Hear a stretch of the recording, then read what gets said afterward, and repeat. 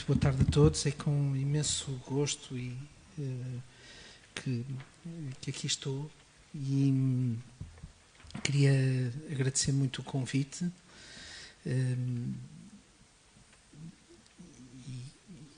é um prazer estar ao pé de arqueólogos e de colegas, amigos arquitetos de quem tanto estimo também o trabalho, e estar também convosco e reencontrar inclusivamente alguns colegas de faculdade que já não vi há algum tempo,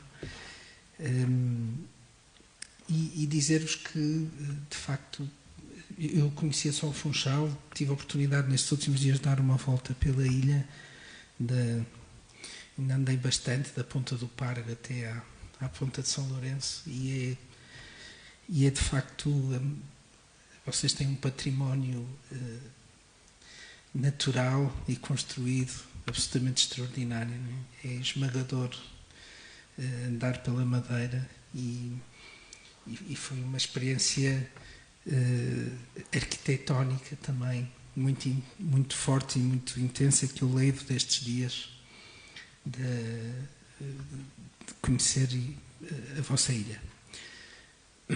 Eu julgo que era o Padre António Vieira que dizia: quero pedir desculpa por não ter tido tempo para fazer uma carta mais curta. E eu queria pedir desculpa por não ter tido tempo de fazer uma apresentação também mais curta, por isso vou passar alguns slides mais a correr, para no fundo deixar uma espécie de panorâmica sobre práticas de intervenção em contexto patrimonial e talvez uma síntese do que tem sido esta nossa reflexão nestes últimos 20 anos de trabalho.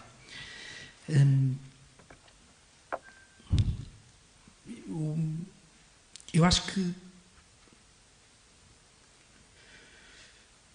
enquanto arquitetos, nós nunca podemos, acho eu, em qualquer trabalho, nos colocar a pergunta de o que é que o nosso ofício, o que é que ele está a contribuir, o que é que ele está a fazer. E no caso do património, não é? No fundo, que contributo é que objetivamente a arquitetura está a dar para o património. E é muito curioso que sistematicamente vemos na introdução dos textos sobre património, vemos que volta não volta, o tema é colocado com muita ênfase na mesa, e esta é uma frase do Fernando Távora, nos anos 90, estávamos nós na faculdade, que reparem que ele já na altura falava sobre que o alibi era o património, que era preciso recuperar, não há município que não disponha verba para tanto, nem discurso que ignore, mas que basta alargar um pouco no espaço a noção de património, saindo do solar, da pequena praça, para mergulhar no caos, na desordem, na incomodidade física e visual. Isto, julgo que não é só no continente que acontece, não é? A noção de património como uma envolvida em saco plástico, que já referi pelos anos 60, continua. É muito curiosa esta versão panorâmica e muito lata de património. E também eu acho que se aplica aqui esta reflexão que nós lá no nosso ateliê temos vindo a fazer sobre trabalhar sobre a realidade e tentar não permitir que as ideias se sobreponham à realidade. E isto supõe ampliar a realidade com a qual trabalhamos. Entender que o real não é só forma imediata. Há realidades imateriais com as quais podemos e devemos trabalhar, e que é necessária uma forma de aproximação atenta ao singular e ao circunstancial, porque trabalhamos não só com as coisas, mas também com as potências, com os usos, com as pessoas, no fundo, com as relações. As relações são, na verdade, as potências. E E se eu tivesse que sintetizar muito rapidamente em 5 pontos, olhando para trás e fazendo uma síntese sobre 5 tópicos que de alguma maneira nos marcaram nestes 20 anos de prática, ou que nos guiaram, ou que foram objeto de reflexão, ou que deram motivo de conversa e de debate e de discussão na mesa do ateliê. Este seria o primeiro, ou seja, só conhecendo é que se pode intervir de forma adaptativa, ou seja, de forma circunstanciada, caso a caso.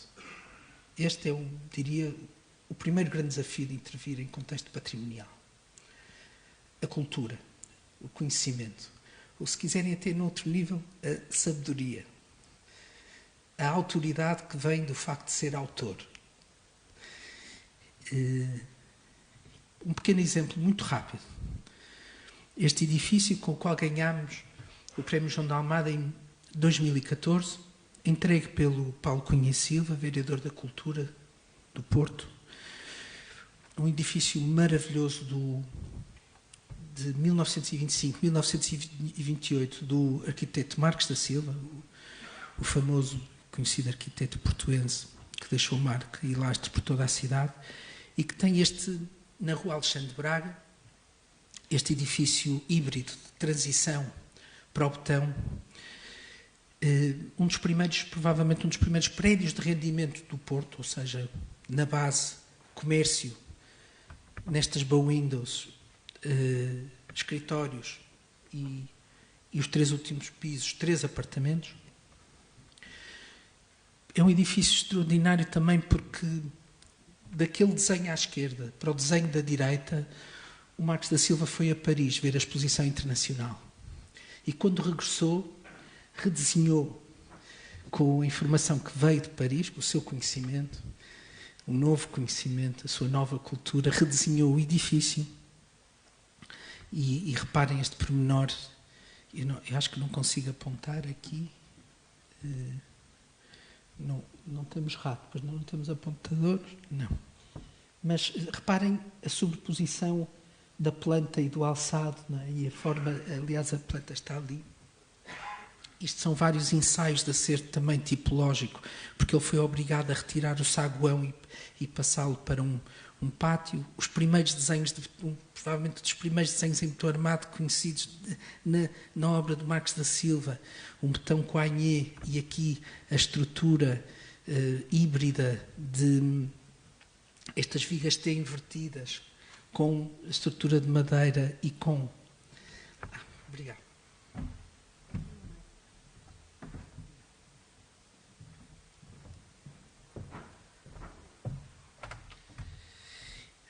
Reparem a viga que serve de apoio e permite a entrega ficar a respirar, como mandam todas as técnicas construtivas, aquilo que vos falei há pouco do programa de habitação, comércio e serviços, obras de Marques da Silva. Não vou demorar.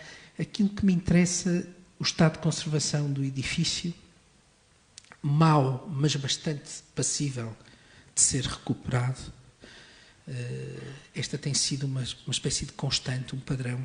As coisas estão sempre muito melhor do que nós imaginamos e são capazes de ser muito mais aproveitadas do que nós imaginamos. São imagens da situação pré-existente. E um mapeamento das anomalias.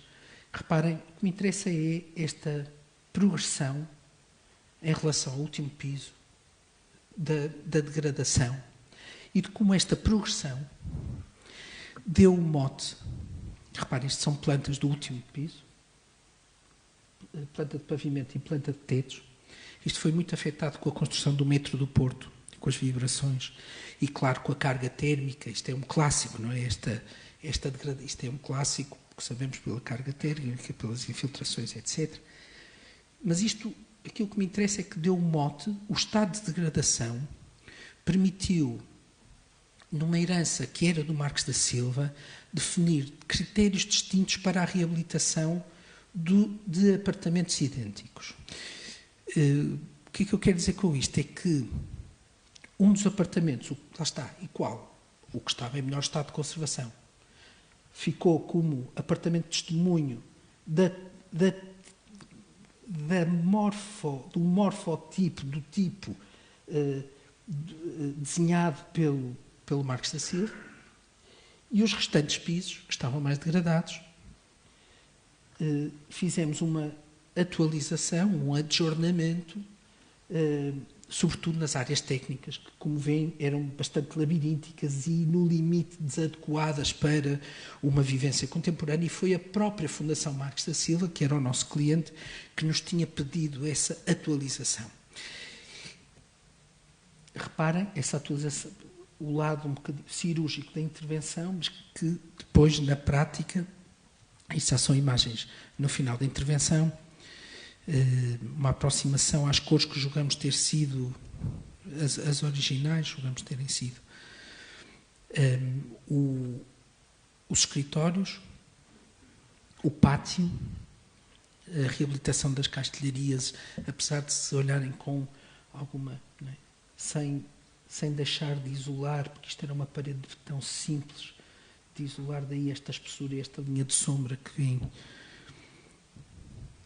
Os interiores, o quarto de banho de testemunho, o tal apartamento de testemunho, e depois os outros apartamentos remodelados nesta área de serviço, que era fundamental fazer-lhe essa atualização. Ou seja, foi o estado de conservação que ditou esse princípio adaptativo da intervenção. E o mesmo, por exemplo, quando fomos desafiados ainda pela Fundação Marques da Silva para reabilitar 120 janelas em 3 edifícios no centro da cidade,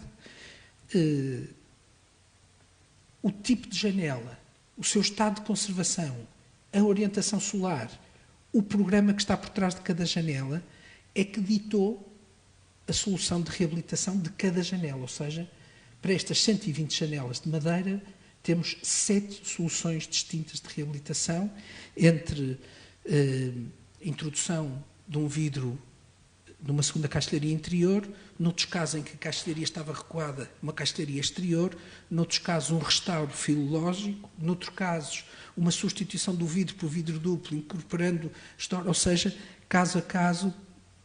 Este é o lado, digamos assim, a solução mais mimética, porque era num ateliê de arquitetura, a questão acústica e térmica aqui não era relevante, a castelharia tinha valor patrimonial, portanto ficou restaurada, e depois, caso a caso, fosse um alojamento local, fosse um escritório, fosse uma habitação, eram encontradas as soluções para cada um dos vãos, cruzando, numa espécie de modelo dinâmico, estas várias variáveis herdadas.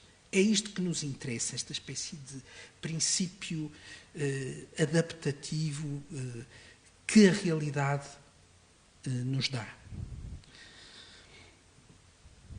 Segundo tópico, intervenção mínima para uma transformação profunda.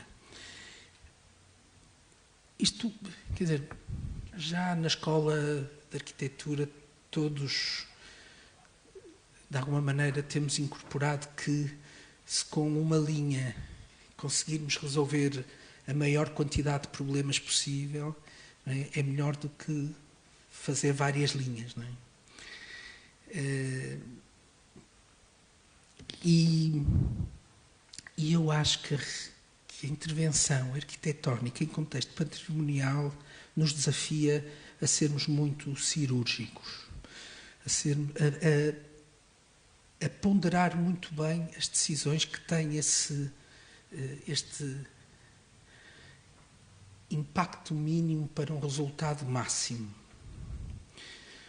Os albergues noturnos do Porto, a primeira linha dos sem-abrigo da cidade, são um exemplo disso. Porque o edifício ele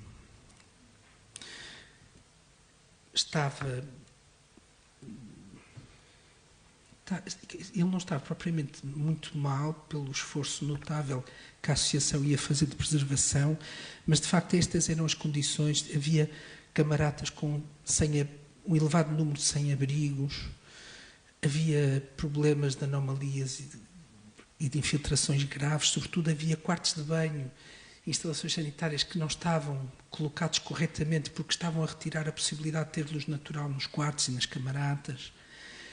E, claro, a primeira pessoa a entrar é sempre o professor Aníbal Costa para fazer o seu relatório de inspeção e diagnóstico e que, piso a piso, viga a viga, nos vai dizendo e mapeando os tipos de sobrado e de pavimento e as circunstâncias que encontramos. Neste caso, reparem que tínhamos até sobrados com uma camada de betão, portanto, por causa da necessidade até de higiene e de limpeza daquelas camaratas. Camadas essas que mantivemos e que eram um dado da questão e que não retirámos. Os vários tipos de asna na cobertura e uma das coisas que percebemos rapidamente é que nós poderíamos aumentar, porque isto era um problema, a capacidade e utilizar o vão de telhado fazendo uma pequena intervenção na cobertura e passar rapidamente de 60 para 75 camas efetivas. E isto era uma urgência muito grande na cidade e para o equipamento. E também percebemos que se deslocássemos as instalações sanitárias da sua posição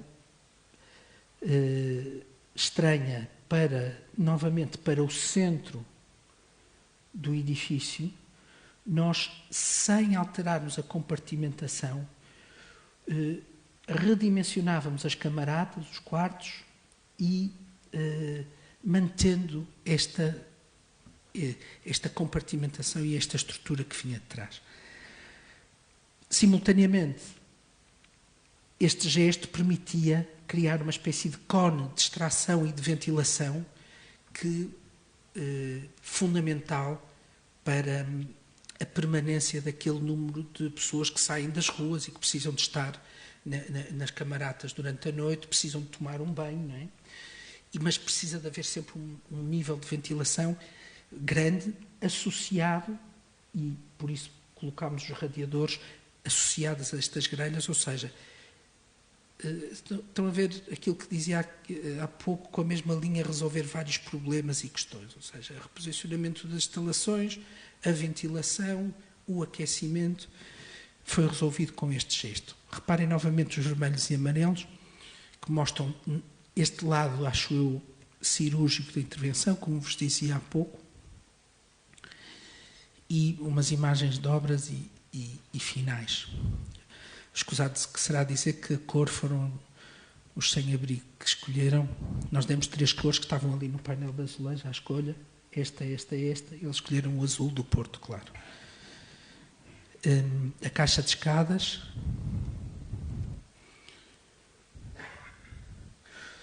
As camas recicladas. A cadeira era o que o dinheiro permitia comprar. Um cacifo. É o seu módulo de sobrevivência básico. O último piso agora habitável, de antes não era habitável, e onde estão as mulheres.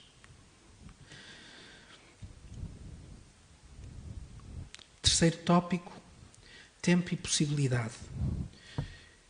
Em tempos de crise que nós passamos não muito distantemente e que provavelmente estamos a voltar a passar, só a convivência com a natureza faseada dos financiamentos é que permite fazer seja o que for. Ou seja, e uso como exemplo o Jardim Botânico. Nós estamos no Jardim Botânico do Porto a trabalhar desde 2010 com a equipa do Jardim Botânico e do CIBIO, liderada pelo professor Nuno Ferrand, e de facto tudo isto começou quando o professor Nuno Ferrand detectou que estava a circular uma exposição do Darwin de Nova Iorque para o centro da Europa e que podíamos pescá-la para o Porto e a propósito disso reabilitar e abrir e devolver a Casa Anderson à cidade. Reparem novamente, os vermelhos e amarelos, foi isso que fizemos com uma nova escada para criar um percurso ascendente e descendente, o reposicionamento das instalações sanitárias substituindo por um elevador e colocando-as na cave, intervir em apenas 1/3 da cave porque não havia dinheiro para mais. Mas nós conseguimos, com este terço, com esta operação, reativar a casa, tratar da cobertura, claro está, não é? É sempre reativar a casa, devolvê-la à cidade, porque ela estava numa situação de impasse na transição da universidade, do departamento de botânica, para uma outra situação que não se sabia. Portanto, era uma oportunidade que se tinha que agarrar com aquela exposição, com 800 mil euros, que dava na altura para a casa 200 euros por metro quadrado. Estão a ver, muito, muito pouco, para resolver estes problemas e dar este primeiro passo. E assim foi. A casa foi aberta com a exposição do Darwin, a escada,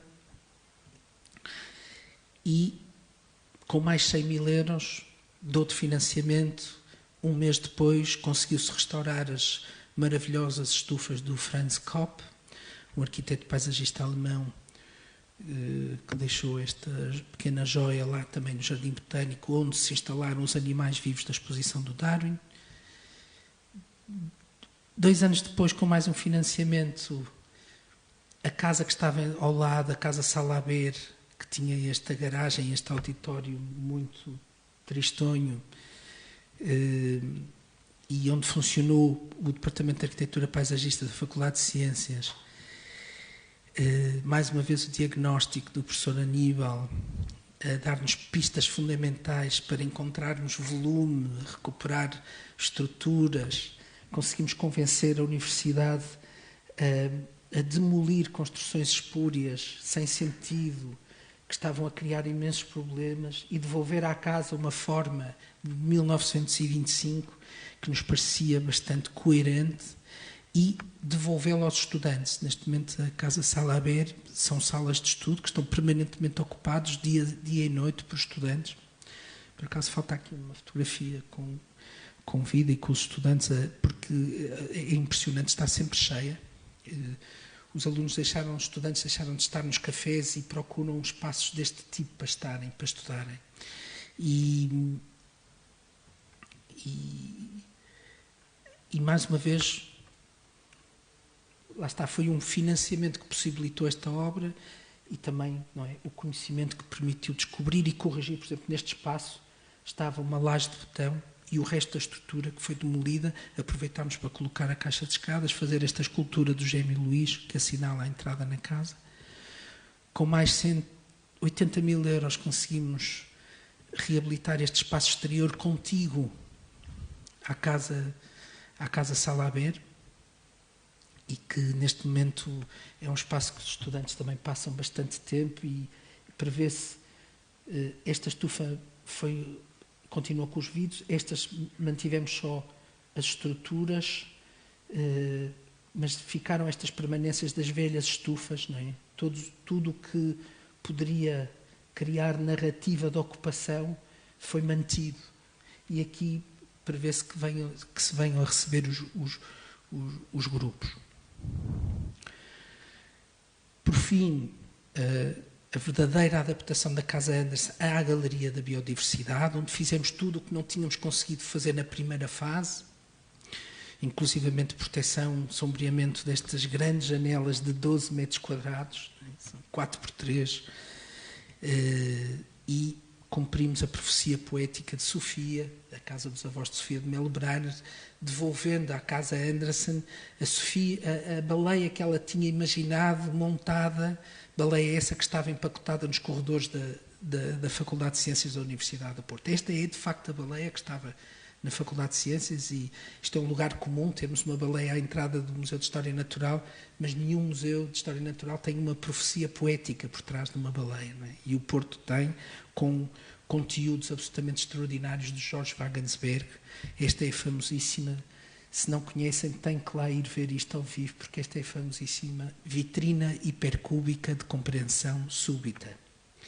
E lá vão ter a explicação para isto. E, por fim, a Casa dos Jardineiros, os sanitários públicos, a pavimentação da zona envolvente, o antes e depois, e a pavimentação da entrada, ou seja, este tópico era de tempo e possibilidade, ou seja, de como, como em muitos casos apenas o tempo permite que as circunstâncias aconteçam, não é? E que a obra aconteça. E o seu faziamento, sobretudo, como digo, em situações de crise. Eu acho que se aproxima mais um momento desses. Fachadismos, também muito rapidamente. Isto é o que, infelizmente, está a acontecer um pouco por todo lado, muitas vezes a demolição, a crítica dos interiores dos quarteirões, quando de facto haveria património a preservar e a conservar. Mas há também fachadismos e fachadismos. Isto é, no sentido, o que é que eu quero dizer com isto? Que muitas vezes, tal como no Chiado, a matéria herdada é a fachada e a memória de uma construção e de uma vivência. Não é? E não é por ser apenas uma fachada que ela não deve ser integrada, pensada, tratada, objeto de, como diria o Cisa, de um plano e não de ideias avulsas, como muitas vezes acontecem, muitas vezes ideias que se sobrepõem novamente a esta realidade. O mesmo aconteceu em Coimbra. Nós herdámos estas 4 fachadas de uma fábrica, da fábrica ideal do Arnado, em Coimbra,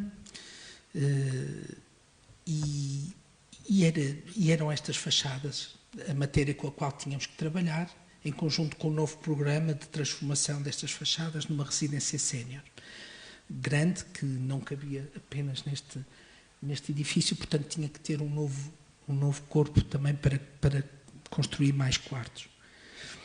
E o exercício passa naturalmente por, a partir desse dado, que são as fachadas, pensar como é que se trabalha. Há claramente uma estrutura, e como é que poderíamos juntar aqui uma contraestrutura, não é? E por isso estas fachadas tornaram-se elas próprias novamente matéria da solução de projeto. Estes são os primeiros ensaios 3D que fizemos a tentar criar esta ligação. É evidente que os mestres fazem isto com grande sabedoria. Não é? Isto é o Cisa, o seu corpo novo, no Museu de Santo Tirso, e a forma como estes 2 corpos se ligam. Não é? E de repente uma fachada passa a ser um tema de encontro, não é? E de relação. Assim como as suas coberturas, que agora não são de uma fábrica, são de uma residência sénior, mas que também, por isso, podem, se calhar, ser matéria de inspiração para uma reinterpretação dessa lógica industrial, para trazer luz e espacialidade para o interior do edifício. Isto já são imagens de obra. Esta tentativa de, não tendo nada disto, remeter para uma lógica e essa memória industrial que o edifício teve, seguramente. E claro, e isto leva-se aos detalhes, aos pormenores, ao desenho da castelharia, mas também no próprio edifício novo à cor do betão, não é? Que procurava aproximar-se do tom da pedra de Coimbra. E este é o estado atual da obra. e já agora à parte, também é um fachadismo. A oportunidade que a Câmara do Porto nos deu de tratar os bairros sociais apenas as fachadas, não havia dinheiro para fazer nem sequer espaços públicos, nem intervir no interior, mas muitas vezes são exercícios que são capazes de mudar totalmente a relação dos habitantes com o seu bairro, de lhes dar uma nova autoestima, um novo gosto de viver no bairro. Não é? Ou seja,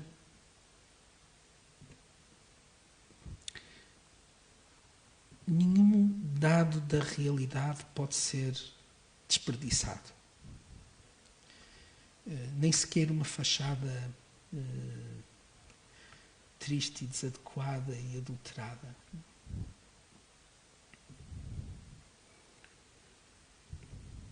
E por fim, para terminar, não tenho muito tempo, fica para outra palestra, já passou quase meia hora, só muito rapidamente falar-vos do bolhão, para dizer-vos que o bolhão aparece neste tópico da decisão política e da decisão arquitetónica, porque sem decisão política a arquitetura não existe. E sem decisão política calibrada com conhecimento arquitetónico, sabedoria, conhecimento de uma forma geral, não há boas políticas, não há boa arquitetura, não é? Eu acho que o bolhão é um exemplo, permitam que fale em causa própria, de decisão política corajosa, contra a corrente, e que, no fundo, surge na sequência de... Eu vou passar assim os slides a correr muito rapidamente, só para vos lembrar, este era o estado em que estava o bolhão. O bolhão é este edifício magnífico do Correia da Silva, Beaux-Arts, que ocupa um quarteirão da cidade, mas que estava assim, não é? A ardósia tinha desaparecido, era uma tela a imitar a ardósia, como veem, esta mancha preta, os plásticos e as lonas a cobrir estes corredores. O abarracamento, as barracas tornaram-se barracas, verdadeiramente. Isto eram os back-offices das salsicharias, dos postos de venda. As tripas eram feitas e cozinhadas assim aqui, e limpas e lavadas aqui. O bolhão tinha chegado a um limite da indignidade e da insustentabilidade. E porque esperava há 30 anos obras, e existiram 4 projetos de execução para o bolhão.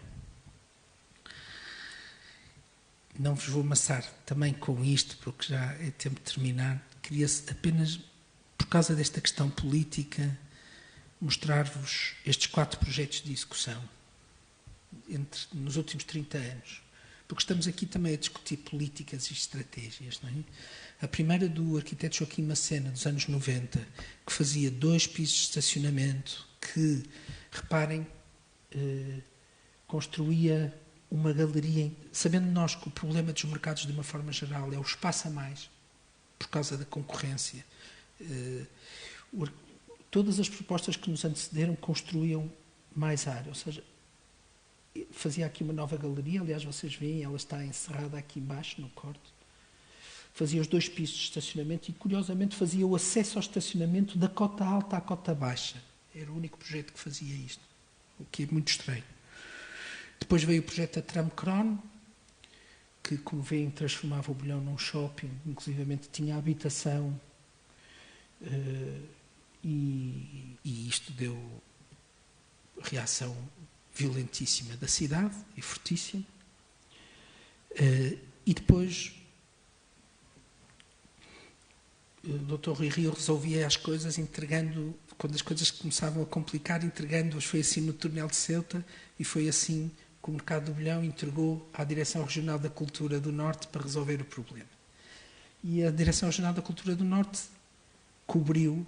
foi recuperar um projeto original do Correia da Silva que nunca foi executado para cobrir integralmente o Bolhão, coisa que nós sabíamos que não tinha, a cidade nunca tinha aceito muito bem esta decisão. Aliás, o mercado de Ferreira Borges nunca tinha funcionado enquanto tal, e estas foram as imagens que a DRCN apresentou em 2009, 2011. A ver? Portanto, situação atual, situação proposta da cobertura, ou seja, transformava o Bolhão, até pelas exigências regulamentares, numa galeria comercial.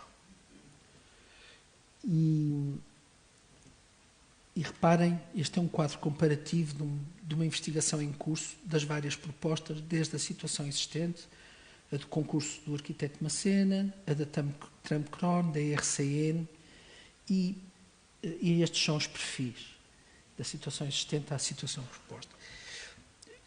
E acho que é relativamente fácil perceber porque é que esta foi a última versão construída, porque na verdade é que constrói menos, é que menos espaço público ocupa e é aquela que se mantém mais próxima do programa original.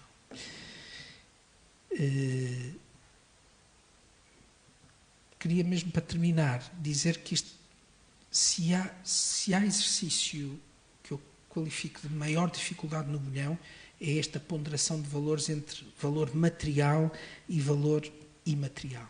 E o Bolhão tem esta dupla classificação, material e de uso e de atividade. E, portanto, esta ponderação de valores é talvez o exercício mais difícil. Eu vou passar isto a correr para não vos maçar e vou só mostrar umas imagens finais de obra. Esta imagem vale a pena, porque nós temos esta ideia romântica do mercado, e esta é a carga infraestrutural que o mercado necessita para ser viabilizado. Ou seja, cada posto, cada ilha precisa de muita infraestrutura para funcionar. E isto são imagens da sequência de obra.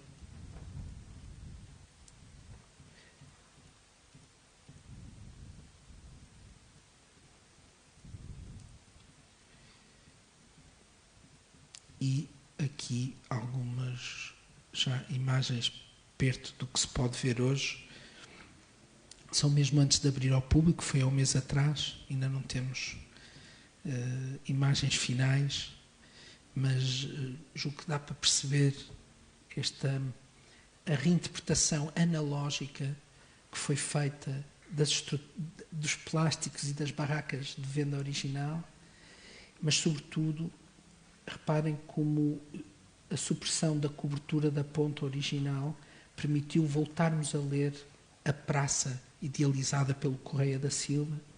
Portanto, há transformações que são percepcionadas, mas que, de facto, não são transformações de ruptura, de contraste, não é?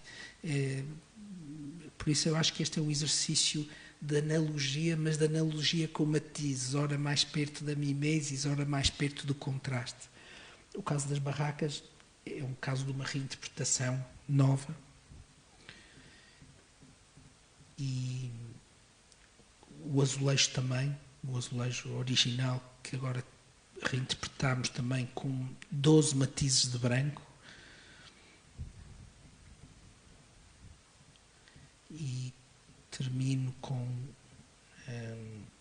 pedindo desculpa por não ter tido tempo de tirar imagens, mas com esta boa reação da cidade e dos vendedores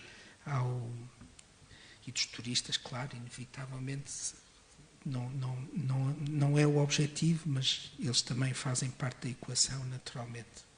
Muito obrigado.